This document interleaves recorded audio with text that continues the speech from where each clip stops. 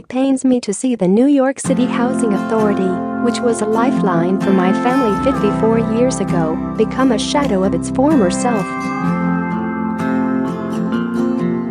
Moron, NYCHA Bronx dad was scalded to death in faulty NYCHA shower. Widow politicians still don't understand. NYCHA must change or die. De Blasio trying to renege on public housing plan. Build high-rise instead. Officials, we're still not to the end of NYCHA's deadly lies. As an alumnus of John Adams' houses in the South Bronx, it's disturbing to see how neglected public housing has become over the past 30 years.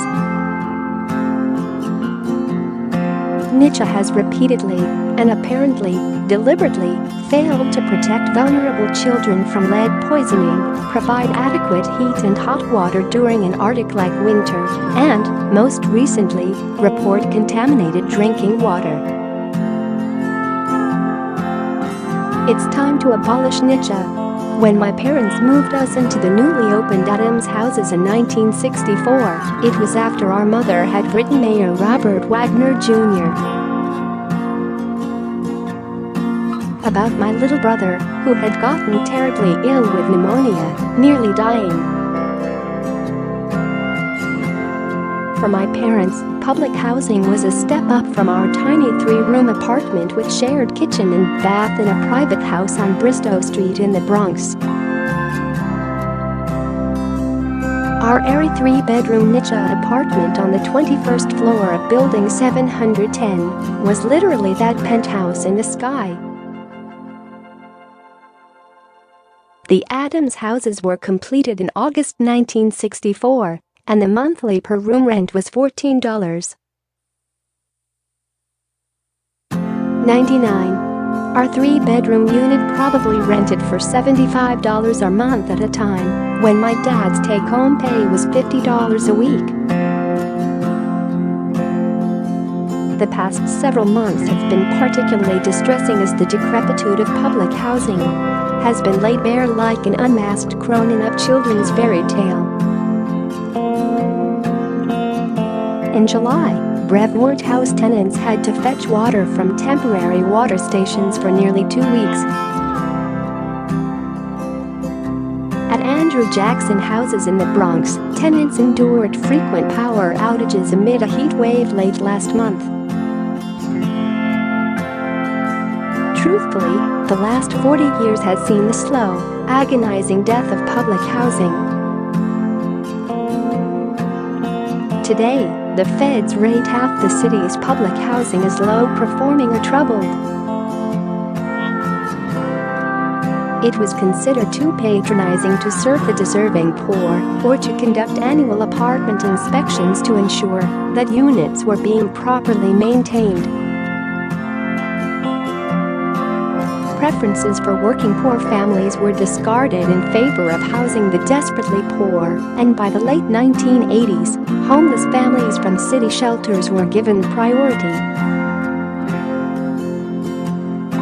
No doubt the steady decline in federal government support, beginning in the Reagan era, plus the introduction of portable vouchers and the demolition of crime-ridden, hyper-segregated superblocks should have been clues about the future of public housing in the city. 3 years ago, City Comptroller Scott Stringer sounded the alarm on the crumbling state of public housing and rapidly escalating heating system breakdowns. But no one acted. Abolish NYCHA is the only rational response. Outside reports, federal prosecutors and internal documents show that NYCHA management repeatedly lied to hide monitors, oversight committees and elected officials. Elected officials such as Councilman Richie Torres and Representative Jose Serrano, whose family's modest apartment was a showcase unit, who grew up in public housing, should demand NYCHA be abolished. NYCHA once saw its mission as aiding the deserving poor, so it certainly helped that my folks were married and my father was a Korean War vet and still in the ready reserves. Dad worked making windows as their union carpenter at a shop in Brownsville. Is there the political will to bring public housing back to its roots? See also politicians still don't understand. NYCHA must change or die. New York's political old guard plainly still doesn't understand that.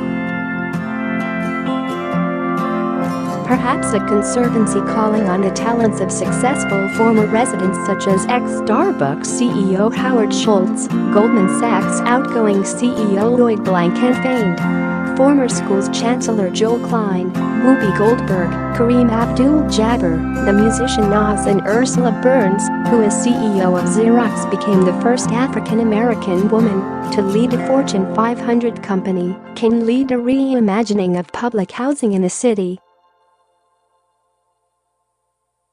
It's time for the city to contract out public housing management to competent, experienced nonprofits and for-profit private property managers.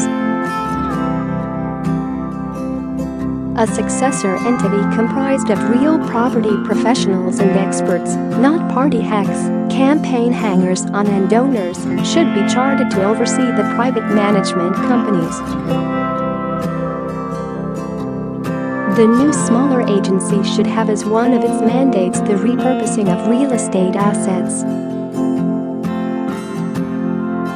Unused and underdeveloped land, including air rights, must be identified for sale to developers in order to raise the billions needed to fund improvements. And the once unthinkable demolition will have to be on the table. The oldest developments in NYCHA's portfolio are creakily approaching 80 years old. Mayor de Blasio needs to recognize the status quo is unsustainable. And if Governor Cuomo thinks he can do better, he should resume state support of the 21 former state-built and funded NYCHA developments that were transferred to the federal program almost 2 decades ago. Make no mistake, there's still a need for public housing. Abolishing NYCHA is the only way to save public housing from the wrecking ball of indifference, insufficient funding and incompetence.